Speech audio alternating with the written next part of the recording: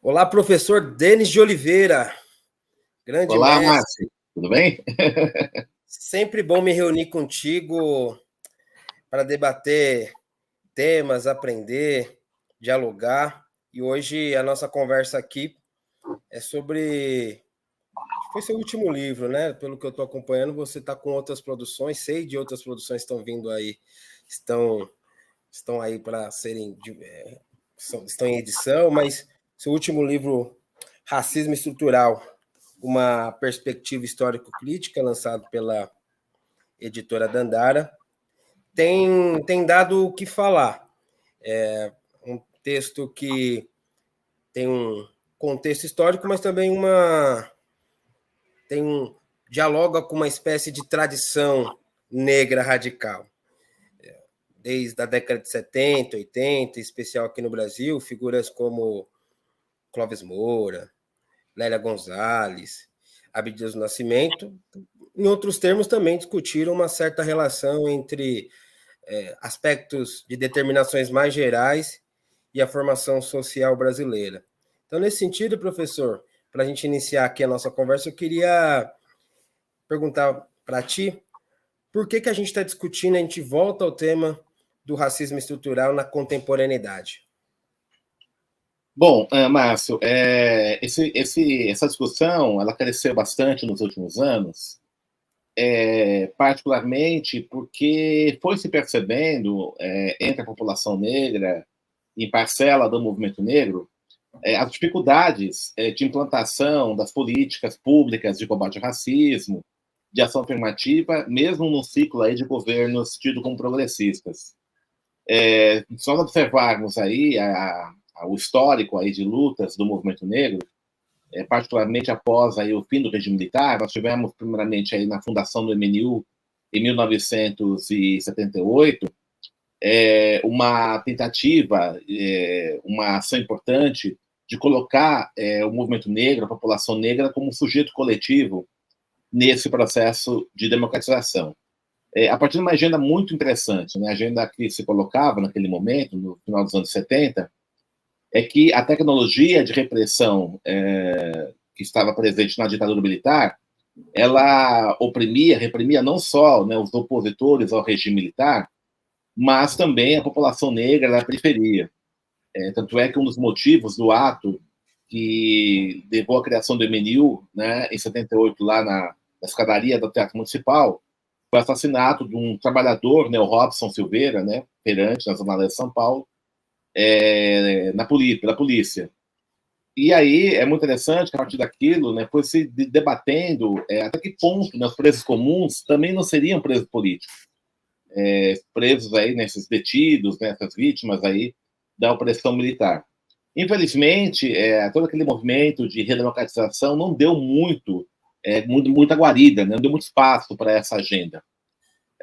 E aí, né, quando a gente observa, ano que vem vai fazer, 2024, vai fazer 60 anos aí do golpe, né, de 31 de março de 64, e sempre as narrativas, né, que tratam aí do período autoritário, elas enfatizam a repressão aos opositores do regime, aos assassinatos, às torturas, e pouco se fala que essa tecnologia repressiva ela se deu também contra a população da periferia, e mais ainda, né, que ela continua existindo.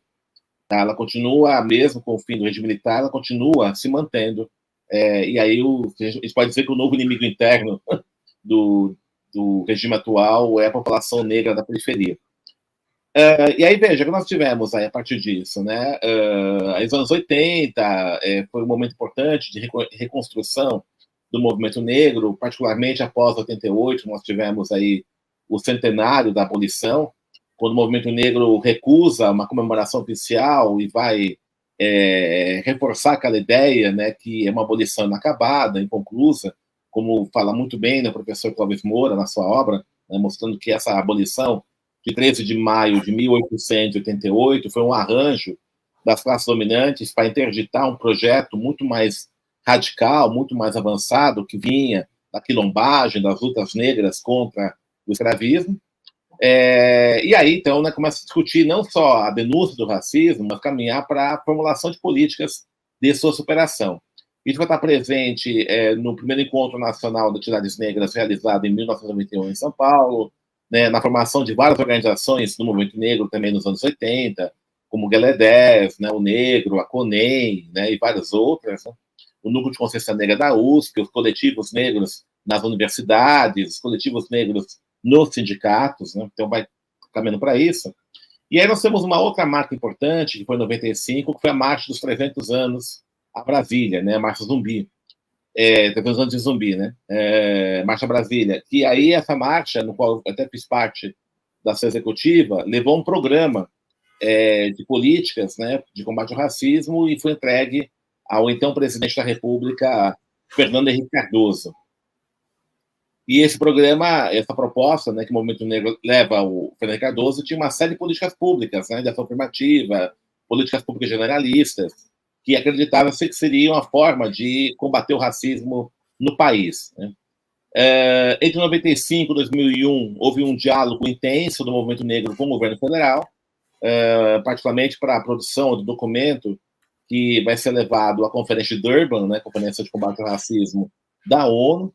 E aí o que é interessante, né, foi nesse momento desse processo preparatório que eu apresentei, né, pela primeira vez, né, da minha trajetória, aí, o conceito de racismo estrutural. Tá? Uma conferência que eu faço na abertura do Fórum Social, do Fórum dos Movimentos Sociais em Quito, preparatória para a Conferência de Durban, em 2000, e eu apresento, né, que o racismo está vinculado diretamente à radicalização do neoliberalismo. Né? Então, a gente observava que o neoliberalismo, né, que estava numa implantação muito forte nos países da América Latina, nos países africanos, né, nos países do sul, chamado sul global, ele radicalizava cada vez mais, né, a disputa por vagas no mercado de trabalho, né, o Estado mínimo, comprometia as políticas públicas, e aí então, né, o racismo aparecia uma ideologia que legitimava esse processo de exclusão.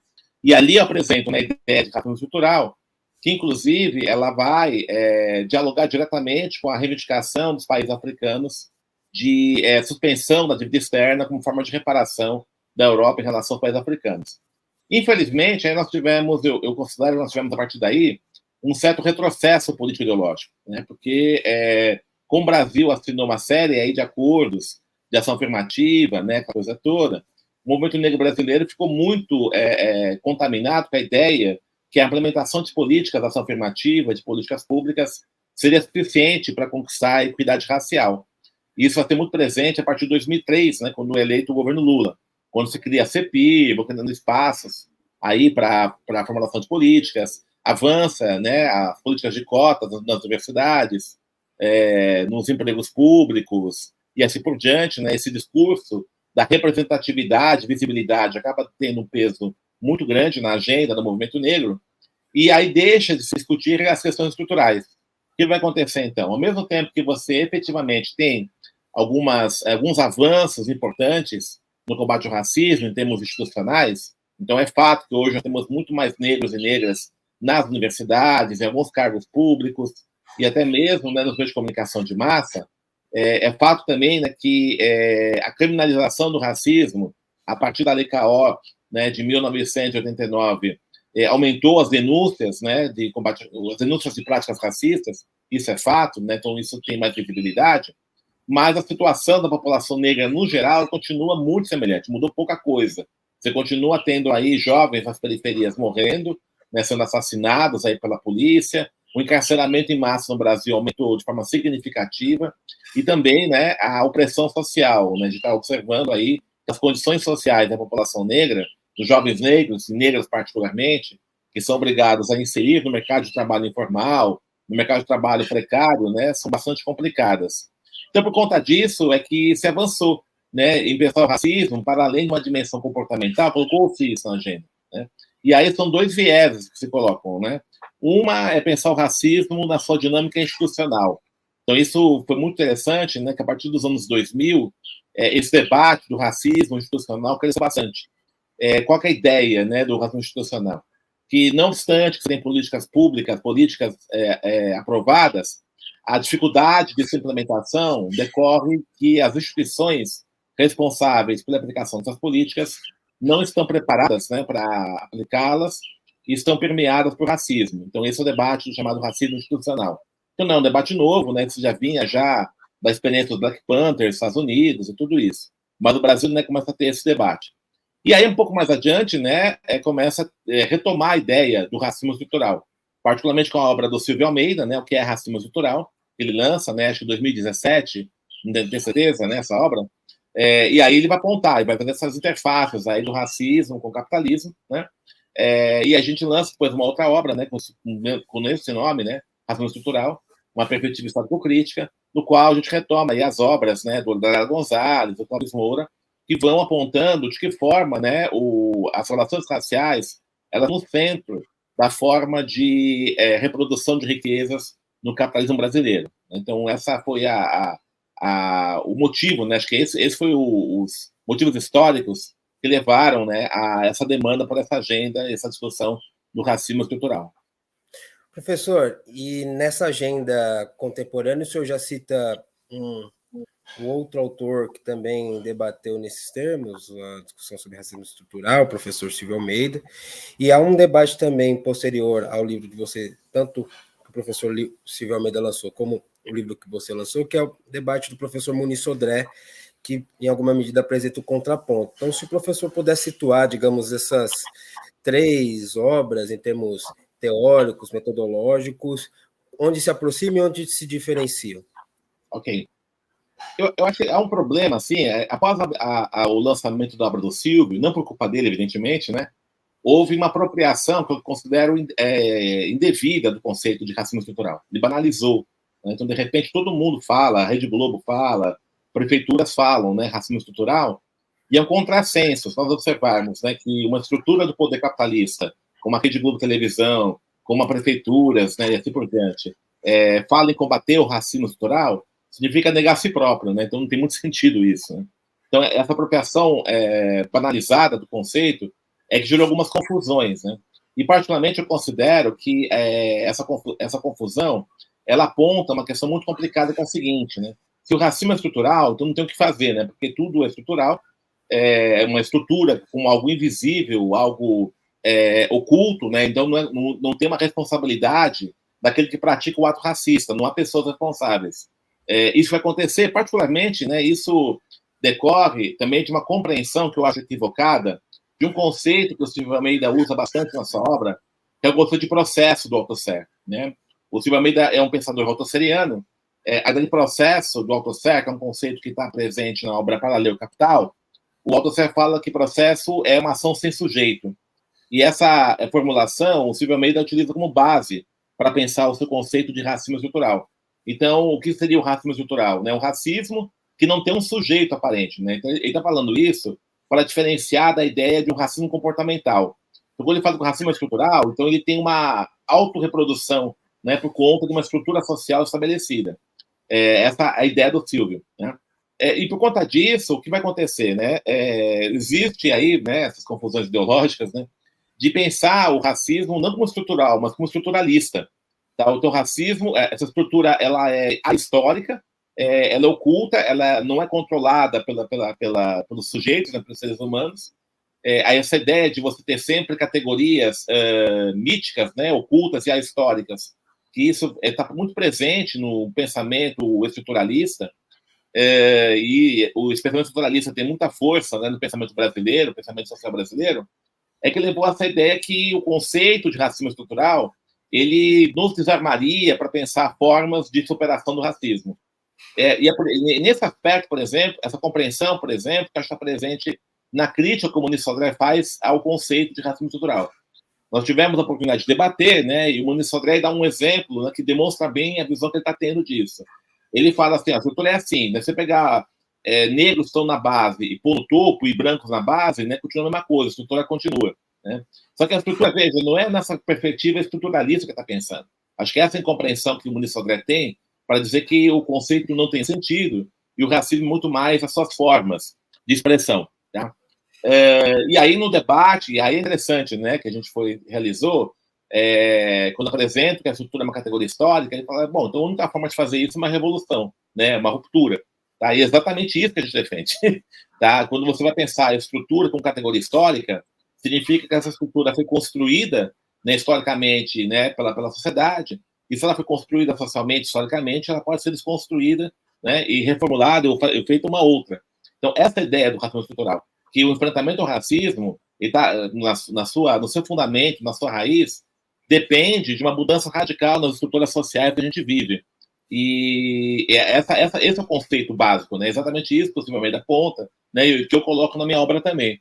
E talvez isso incomode um pouco, né, quem considera que a única forma de enfrentar o racismo é nessa lógica liberal, das políticas públicas, da visibilidade. Né? Então, o que eu vejo aí, né, nessa discussão que está tendo do conceito é uma oposição mesmo, né, ideológica, entre uma visão que considera que é possível você superar as desigualdades sociais, né, as desigualdades raciais e toda a forma de opressão dentro dos marcos do capitalismo, né, e uma que considera que não é possível fazer isso. Né, o capitalismo esgotou as suas possibilidades civilizatórias. Em outras palavras, né, é um debate entre uma visão liberal, ainda que seja social liberal, e uma visão revolucionária, de ruptura, né, uma visão anticapitalista. E esse debate interessante, né, ele ocorre no momento no qual o Mark Fisher fala muito isso, né, esse pensador britânico. Né? Parece que a gente acha é mais fácil de pensar o fim do mundo do que pensar o fim do capitalismo. Eu acredito que a derrota que nós tivemos ideológica nos anos 90, com a vitória das forças capitalistas na Guerra Fria, não que eu defenda o modelo soviético, muito pelo contrário, né, mas é um fato que a vitória dos Estados Unidos na Guerra Fria ela significou uma avalanche ideológica sem precedentes, aí está presente entre nós ainda, na maior parte, geometricamente, uma ideia do fim da história. O capitalismo é isso, né, o final da história. O que se pode fazer é reformulá-la, pensar ações pontuais, né, tudo isso. Essa ideia. Né? Então, quando você vai pensar o racismo apenas na sua forma, na sua subjetividade, ou mesmo numa reformulação das instituições, como defende, por exemplo, o professor Muniz Sodré, está pensando em possibilidades de superação do racismo dentro dos marcos dessa sociedade capitalista, dessa democracia liberal. Tá? Essa é a tônica desse projeto. Né? Então, eu vejo que essa derrota ideológica que nós tivemos nos anos 90, ela tem consequências ainda.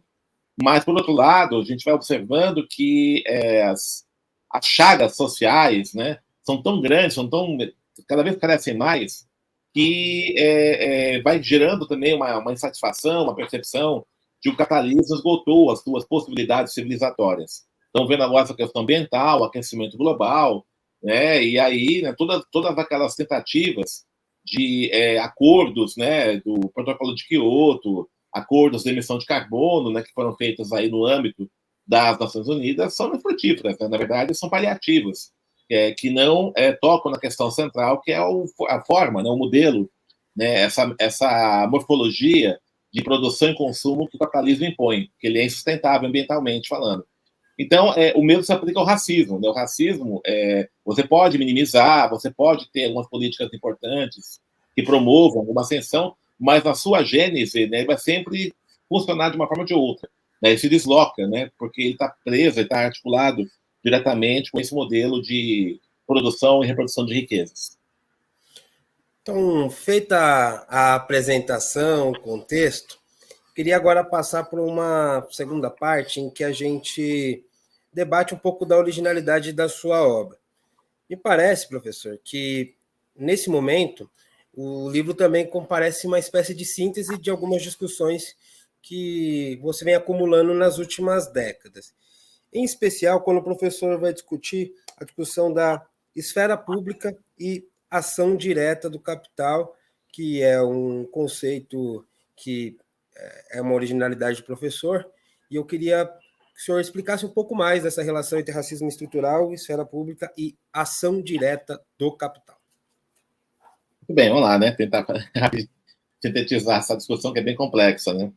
Esse conceito de ação direta do capital, eu apresentei num artigo publicado numa revista de psicologia política, um tempo atrás, né? Ele também está presente na minha obra sobre jornalismo e emancipação. Qual a ideia, né? Quando nós observamos essa arquitetura do capitalismo global, ele se organiza por uma rede de nichos produtivos. no qual, no topo, né, você tem um comando das corporações que vão articulando uma série de outras empresas, né, ou microcorporações regionais, locais, nacionais, né, num sistema em rede. Né? Então, vou pegar um exemplo que é bem didático disso.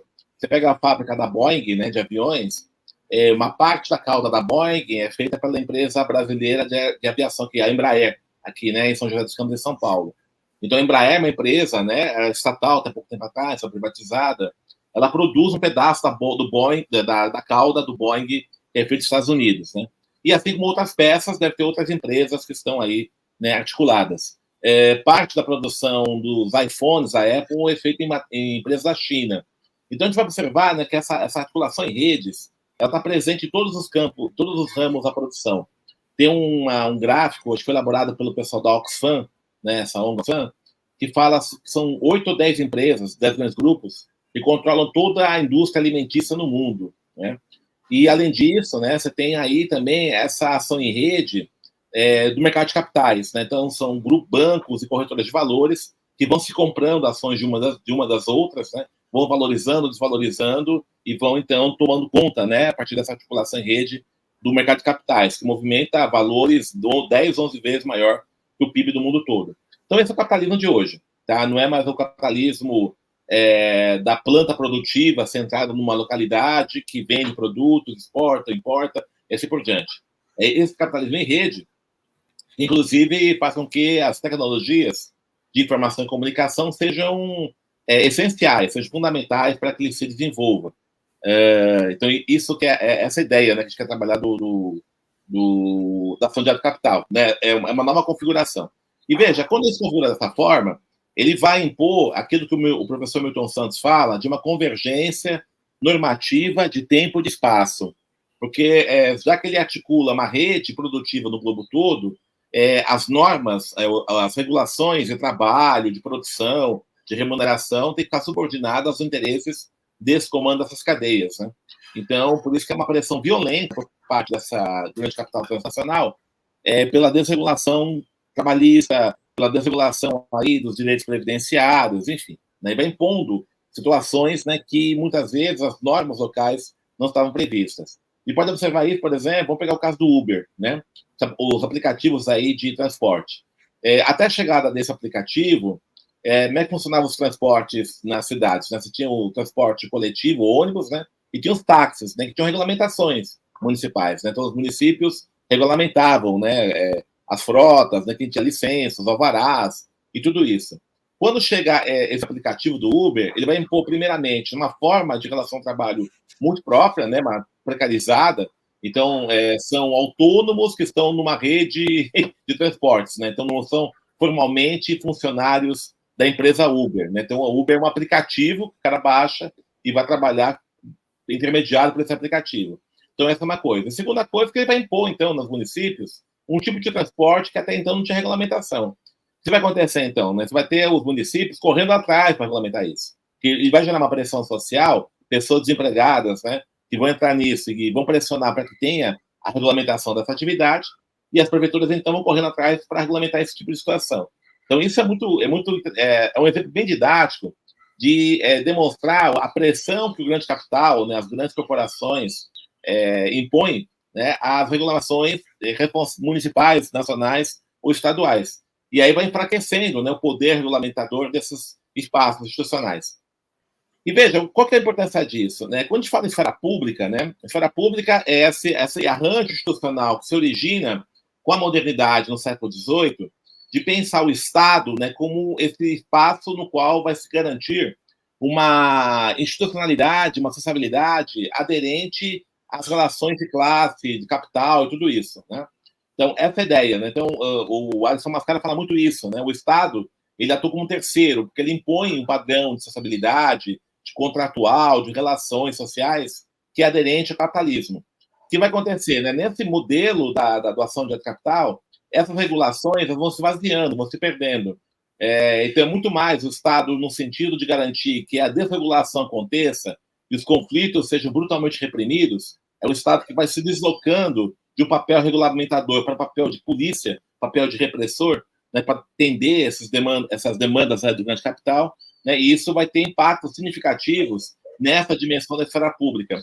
Não é à toa que tem crescido nos últimos tempos, e isso não é um ponto fora da curva, isso é uma questão lógica, as teses fascistas, nazistas, extremistas, já que a democracia liberal, em alguns momentos, né, em boa parte dos momentos, ela chega até a ser disfuncional para a reprodução do capital. Então, a democracia liberal, que foi um arranjo institucional do capitalismo, né, coloca como forma de sustentabilidade necessária para a sua reprodução, ela vai se transformando hoje cada vez mais disfuncional para o capital. E essa é a discussão que a gente faz, então, nesse termo da esfera pública e ação de capital. E aí, veja, qual a grande questão que coloca para nós? Né? Se nós pensarmos nos últimos tempos, né, que essa luta contra o racismo ela se conectou com a luta pela redemocratização no Brasil, no final dos anos 70, início dos anos 80, e a luta nossa nesse período foi para incluir, né, nessa nova pactuação democrática os direitos, as políticas públicas, os direitos da população negra, e assim por diante, tem sido isso ultimamente, nos últimos tempos. À medida que essa ação de capital vai se impondo, está havendo um processo de desregulação, né, esse processo de participação política institucional pela via dessa esfera pública, ele vai perdendo um pouco sentido, vai esvaziando, né, e tem pouco impacto. Então, nós falamos anteriormente, né, que você tem o racismo estrutural, ele aponta os limites de uma ação meramente institucional de combate ao racismo. E numa situação como essa, nós temos agora de um esvaziamento da esfera pública por conta da ação de alto capital, esse esvaziamento é muito maior ainda, o impacto é muito menor. Né? Então, isso vai acontecer. Tá? Então, vamos imaginar o seguinte, né? Você tem cotas raciais para as universidades, importante essa bandeira, está, né? Legalizado, está institucionalizado. Entretanto, boa parte dos jovens, 16 a 18 anos, que estão nessa fase aí, conclusão do ensino médio para ir para a universidade, estão trabalhando 15 a 16 horas por dia, como motoboys, né, como aplicativos, e isso, ele abandona a escola. Então, esse jovem, potencialmente, que seria beneficiado por uma política pública conquistada legalmente, pelas condições estruturais do capitalismo, ele acaba sendo impedido de usufruir disso.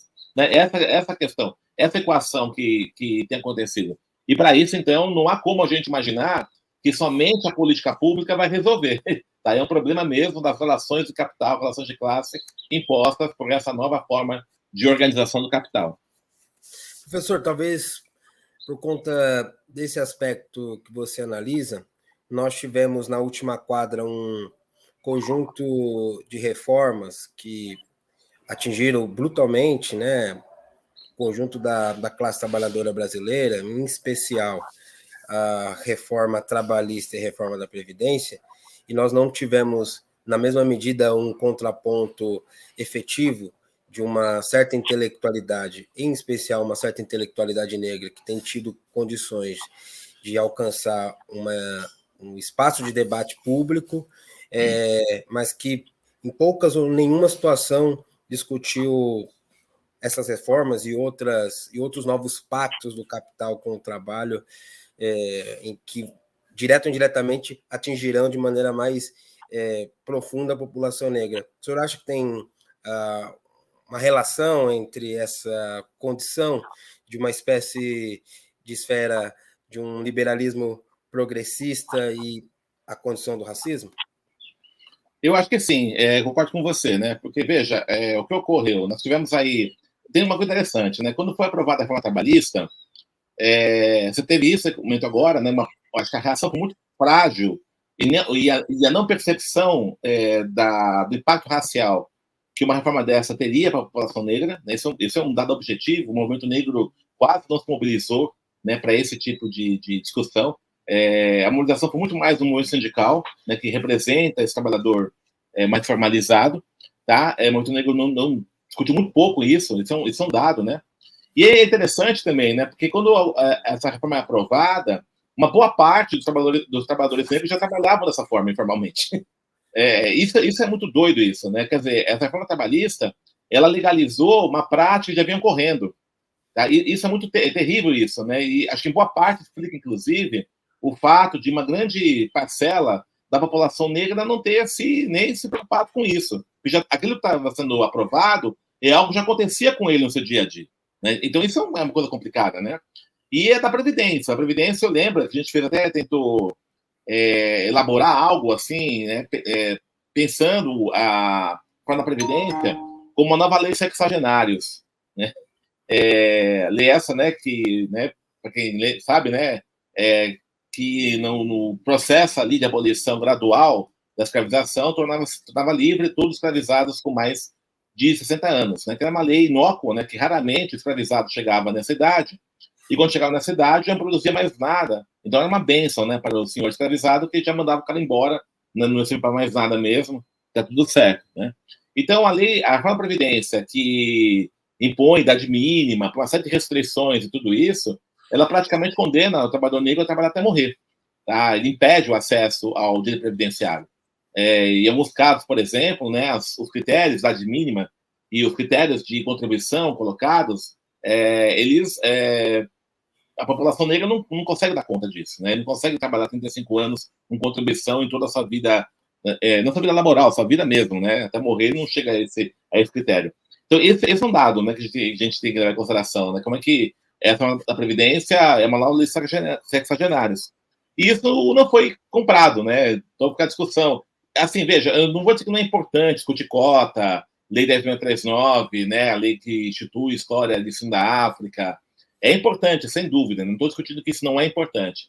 Entretanto, ao centrar fogo, né, somente nessas bandeiras, nós deixamos de entender essa estrutura social que, em última instância, à medida que ela vai se radicalizando, vai tornando inócua, né, essas outras bandeiras importantes. Então, eu digo assim, tá, legal, muito bacana, nós temos uma lei que institui história da África e cultura africana, né?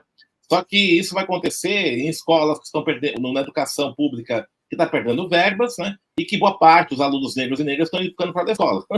Esse é o dado que nós temos, né? Você tem uma evasão de jovens negros e negras altíssima, por conta que tem que trabalhar para ajudar no sustento da família. Então, isso é um dado, né, que tem que levar em consideração. Uma outra coisa interessante, né? O que é esse trabalho precarizado? Quando teve a pandemia do coronavírus, houve toda uma movimentação importante, né, do isolamento e tudo isso, só que para uma população que está colocada na situação que ou ela trabalha ou ela não recebe, né, se ela não trabalhar, não ganha nada, porque o ganho da produção, não ir trabalhar significa morrer de fome. E aí colocou para a população negra, boa parte dela, a opção morrer de coronavírus ou morrer de fome. Tá? Isso que aconteceu. Então, os trabalhadores, por exemplo, de aplicativos, né, se não trabalhar, não ganham nada. Né? Vão ficar em casa, isolados? Não vão, então foram trabalhar e arriscaram suas vidas. Né? Assim como as trabalhadoras domésticas, né? A maior parte são mulheres negras, mesma coisa, e vai por aí afora. Isso tudo produto dessa precarização e formalização do trabalho que foi colocado, né, na agenda aí neoliberal. Professor Denis, agora já entrando numa terceira parte da nossa discussão, eu queria conversar contigo mais sobre... A gente fez uma boa análise, digamos do capitalismo contemporâneo e a sua manifestação nas relações sociais brasileiras. E o professor justamente provoca a nós refletirmos sobre essa característica estrutural e histórico-crítica do capitalismo brasileiro. Nesse sentido, creio que você, a professora Cristiane Sabino, tem tentado refletir sobre uma natureza de um capitalismo dependente, para tentar refletir sobre essa relação com o racismo. Então, o que é o capitalismo dependente? Qual é a correlação com o racismo, para a gente entender essa estrutura do capitalismo brasileiro? Então, esse debate ele me chama a atenção justamente na leitura do Clóvis Moura, né? O Clóvis Moura ele fala esse período da transição que começa em 1850 e vai até 1888, da transição de um modo de produção escravista para um modo de produção capitalista dependente. Ele fala isso no Dialética Radical, me parece também no Negro do Bom Escravo Mau Cidadão. Tá? Então, o que ele vai dizer? Né? Como você tinha uma estrutura econômica na época do escravismo que atendia, totalmente voltado para demandas externas, né? Drenava-se recursos para fora, não houve um acúmulo de riquezas primitivas suficiente no Brasil para que se pudesse pensar, você quer um projeto de capitalismo independente. Né? É interessante pegar isso, porque isso mostra a diferença que acontece no Brasil em relação aos Estados Unidos. Né? Isso eu acho importante, porque essa hegemonia de um modelo norte-americano, estadunidense, de separação do racismo, ele é muito forte ainda no momento brasileiro. né, seja por conta da própria influência dos Estados Unidos, ou seja também por conta que muitos intelectuais negros e negras são formados em universidades americanas. Né? Então, além da questão do percentual ser menor, lá 10%, que é 54%, mas há também uma questão muito objetiva. Né? Ali se formou um capitalismo nacional. Aqui não. Tá? Aqui não houve isso. Né? Essa transição foi para um capitalismo independente. E só que o Clóvis Moura, quando ele vai dizer isso, né, que não, né, os recursos eram drenados, então para você construir o capitalismo foi necessário ter aí o financiamento do capitalismo britânico, do capital britânico, né, e assim por diante, né, então ele vai apontar isso. Ele não chega a aprofundar, até porque, né, esse livro dele, Dialética, foi o último livro, né, ele morreu depois, né, apontar que capitalismo independente seria esse, né. E aí eu acho que é interessante, né, as teorias da teoria marxista da dependência, do Rui Mauro Marini, da Vânia Bambirra e o Totônio dos Santos, né, que a Cris Sabino também utiliza muito essa referência, né, uma coisa a gente nem se conhecia e, coincidentemente, seguimos caminhos muito parecidos, né, nessa ideia. E o Rui Marini, ele vai apontar, né, que a definição de capitalismo dependente, aí ele está polemizando, inclusive, com a teoria da dependência do Fernando Henrique Cardoso, do Miguel Faleto, né, então ele vai dizer que é diferente, né, tem até uma polêmica muito forte dele com o FHC, né. Então ele vai dizer o seguinte: olha, a dependência não se dá apenas por um desequilíbrio na balança comercial, né, que essa teoria corrente, né, que os países dependentes exportam insumos e matérias-primas, né, e em troca importam produtos de maior valor agregado. Então vai gerar uma dependência, né, um desequilíbrio fiscal, um desequilíbrio na balança comercial que vai gerando essa dependência. Eu vou dizer que não é só isso, embora isso possa ocorrer também. Segundo o Rui Mauro Marini, o capitalismo dependente ele se expressa pelo que ele chama pela superexploração do trabalho, tá? Uma das categorias centrais disso. E esse conceito, é muito polêmico esse conceito, porque, na verdade, ele está fazendo uma revisão da teoria do valor do Marx, né, que pensa o valor da força de trabalho a partir daquele quanto mínimo necessário para a sua sobrevivência. Então, como é que se define, né? A força de trabalho é mercadoria também, ela entra no mercado capitalista, segundo Marx, né? A classe proletária vende a sua força de trabalho, que não tem um instrumento de produção, e aí o valor da força de trabalho, né? A referência dela, qual que é o mínimo necessário para a sua sobrevivência, para se alimentar, vestir, ter a casa, moradia, enfim, né? Saúde, até formação técnica, né? Que é necessária em alguns casos, assim por diante. Então, essa referência. E aí, veja, né, o que o Rui Marini vai apontar? Vai, olha, em situações de países dependentes, como essa burguesia local ela reparte a mais-valia obtida com a burguesia transnacional, ela compensa, né, essa perda nessa divisão da mais-valia, superexplorando a mão de obra, e a superexploração se define pelo pagamento de um quanto inferior ao mínimo necessário para a sua sobrevivência. Então, esse é o contexto dos países dependentes, segundo o Rui Mauro Marini, a sua exploração nesse aspecto, né? Que pode ser dado a partir de salários irrisórios ou a partir mesmo de extensões, né, muito grandes da jornada de trabalho. Nesse aspecto, por exemplo, aí você entende o que é a reforma da Previdência, ou você entende o que é a desregulação das leis trabalhistas, elas entram nesse contexto de intensificar a superexploração do trabalho. Só que o Rui Marini, ele vai pensar muito essa discussão a partir dessa migração do campo para a cidade, dessa industrialização no Brasil nos anos 60, né, que vai aproveitar esse trabalhador que vem da zona rural, que vem do Nordeste para São Paulo, tá? Então, essas migrações internas, né, que vai propiciar esse conceito de exploração. O que eu trago aqui na obra, né, é que essa exploração ela advém justamente desse processo de transição do escravismo ao capitalismo, que fala o Clóvis Moura.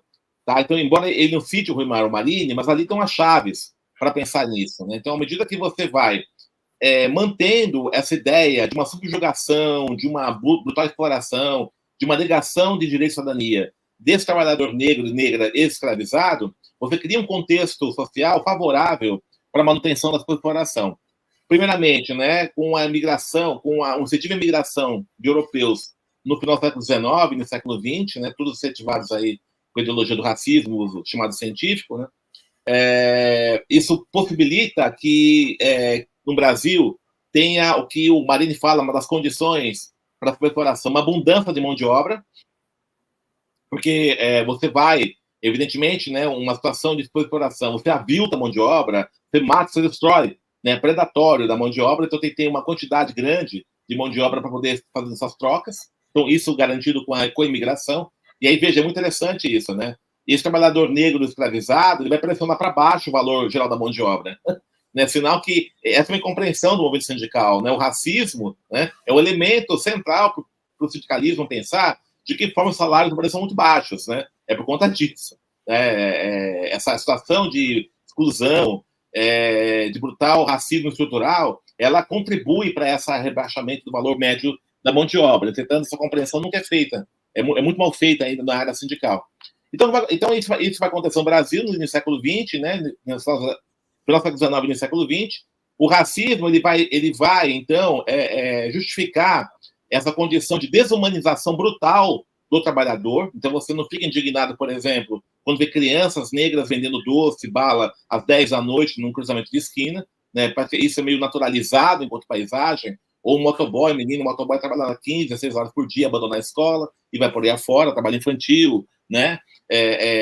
A expulsão da escola para trabalho, enfim, né? Todas essas condições que a gente conhece muito bem. E isso vai possibilitar, então, essa compensação da mais-valia por parte da burguesia local em relação à burguesia transnacional. Quando a gente vai observar, né, esse contexto que o Rui Marini fala, nessa sociedade de capitalismo globalizado, o que a gente chama de ação de capital, a imagem que eu sempre uso é essa imagem da produção do celular. Né? Quando você tem nas telas de touchscreen, né, de LCD, você tem ao mesmo tempo ali na produção altamente sofisticada, tecnológica, que é desenvolvida nos principais laboratórios de pesquisa das empresas produtoras de celular, né? E você tem como a extração de matéria-prima, que é o tantalho, o coltan, feito no Congo, com mão de obra de crianças escravizadas. Então, nesse celular, nesse smartphone, que é um produto de altíssima sofisticação tecnológica, tem tanto, né, um trabalhador altamente qualificado, em condições, né, de trabalho adequadas, né, para poder desenvolver esses processos, como tem uma criança escravizada também ali dentro. E aí é interessante pegar, né, esses territórios da barbárie, da sofisticação, eles não, por coincidência, têm essa marca racial. Né? Quais são os territórios da barbárie? Os territórios negros, né? Países da América Latina, da África e tal. Quais são os territórios da sofisticação? Os territórios dos países de maioria branca. Então, essa divisão ela não é à toa, né? Ela ocorre por conta justamente desse capitalismo, né? Ele ser constituído a partir desse processo de colonização e escravização. Então, nesse sentido, eu acredito que fazendo os ajustes devidos, a teoria marxista da dependência, do Rui Marini, da Bambira e do Antônio Santos, ela apresenta, né, alguns elementos importantíssimos para nós entendermos o que é, né, esse racismo estrutural no Brasil. Professor Denis, encerrando essa nossa conversa, há de se pensar o que a gente faz daquilo que fizeram com a gente. E aí eu queria conversar com o professor sobre uma agenda em termos da discussão de racismo estrutural, pensando de um lado, qual seria um papel da intelectualidade orgânica, seja essa intelectualidade que está no espaço universitário ou outras figuras que nos seus espaços de ocupação têm tido condições de algum nível de formulação crítica em relação à nossa experiência. Então, qual é o papel, né, da nossa agenda de pesquisa? E, por fim, se a gente tem um capitalismo estrutural em que a relação da dependência é mediada por um racismo que conformou, por exemplo, uma classe trabalhadora super explorada, com condições históricas que variam, mas numa média em que essa superexploração sempre facultou, em geral, a população negra uma condição de informalidade, mas que isso não necessariamente impediu a esse grupo se organizar politicamente. Queria também discutir quais são as praxes possíveis de se analisar, tanto historicamente quanto contemporaneamente, em relação à condição do racismo estrutural. Então, eu acho que a agenda nossa é justamente recuperar uma tradição radical negra, né, que sempre existiu. Nós tivemos experiências, por exemplo, interessantíssimas, né, de luta radical da população negra no mundo inteiro. Né? Vou pegar, por exemplo, o pensamento do Amílcar Cabral, do Julius Nyerere, né, tentativa da construção do socialismo Jama na Tanzânia, o Sankofa, né, lá em Burkina Faso, perdão, Sankara, né, Thomas Sankara em Burkina Faso, a própria experiência mais radical do Congresso Nacional Africano, com Chris Hani, né, e outros movimentos internamente ao CNA, os Black Panthers dos Estados Unidos, né, e aqui no Brasil, né, o movimento negro unificado nos seus primórdios, nos anos 70, a luta dos quilombos, as quilombagens, né, as rebeliões negras, assim por diante. Então, nós temos aí uma experiência rica acumulada de luta, né, não contra os comportamentos preconceituosos, chamar atenção, mas uma luta construída a partir de uma percepção que a equidade racial ela só vai ser conquistada com uma ruptura com o sistema que a gente vive. Então, com todas as diferenças desses movimentos, essa percepção de ter uma luta que vai, de fato, nas raízes, né, nos fundamentos do que é o racismo estrutural, ela é importante. E eu vejo que ela é um pouco esquecida. Né? Nos últimos tempos, eu vejo que até por conta dessa derrota ideológica, ela foi muito esquecida e acho que é um rebaixamento das agendas. Né? É fato, assim, que essa questão da visibilidade, da representatividade, ela é importante. Né? Não estou tirando a importância disso. Então é importante, né, você ter juízes e juízas negras no Supremo Tribunal Federal, mais parlamentares negros e negras, sem dúvida, né? Nós temos que batalhar por isso, né? Eleger, brigar, tudo isso. Mas, veja, no limite, isso muda muito pouco na estrutura social. Tá? Você pode ter aí parlamentares negros e negras, né? Pode ter juízes negros e negras. Nunca se falou tanto de negritude nos últimos tempos, né? Já pegar hoje programas da TV, debates, né? Livros sendo lançados, se fala muito nisso. Eu acho que isso é uma conquista nossa, inclusive, né? Uma batalha no movimento negro. Só que isso ainda não está sendo suficiente para mudar efetivamente a vida das pessoas. A gente vai ver o cenário da população negra na periferia, né? Ela é terrível, né? Tem piorado cada vez mais, né? Então, o que chama essa contradição? Eu acho que o papel da intelectualidade negra, né, justamente é observar essas contradições, né? Desarmar, né? Desmontar essas armadilhas sistêmicas que vão colocando que a luta contra o racismo ela se dá apenas dentro desse universo de políticas específicas e fazer a conexão do racismo com essas dimensões sistêmicas, estruturais do capitalismo. Né? Acho que esse é o papel de uma intelectualidade negra radical. Né? E, evidente, tem que fazer isso não só do ponto de vista da erudição, né? Mas conectado com a própria dinâmica do cotidiano das pessoas. Né? Então, como é que esse jovem da periferia, esse jovem negro, negra da periferia, essa mulher doméstica, por exemplo, né, como é que ela vai construindo, inclusive nas suas trajetórias, algumas resistências, né? Desde, por exemplo, o movimento hip-hop, o samba, enfim, né, são resistências que não são necessariamente resistências antissistêmicas, mas são formas de agregar, formas de denunciar alguns aspectos, né, formas de rehumanizar, inclusive, um processo estrutural de desumanização da população negra. Como é que a gente conecta com os cotidianos das pessoas, né? Como é que a gente demonstra que essa reflexão radical ela apresenta a resposta para, né, os dilemas que essa população sofre. Né? Acho que esse é o desafio intelectual, político das lideranças do movimento negro, da intelectualidade negra, do movimento negro no modo geral. Né? Então, acho que isso que é um pouco a agenda que a gente tem que fazer. E, assim, uma coisa que eu sempre digo, né, nós temos que discutir economia e política. Não há como você discutir racismo, você discutir política e discutir economia. É importante debater, né, os temas específicos, né, cultura, tudo isso e tal, mas se dissociar do campo da economia, do campo da política, você está discutindo, né, algo que pouco impacta, né, a vida das pessoas. Né? Então, nós temos que, de fato, né, nos debruçarmos, né, sobre o debate político, o debate econômico.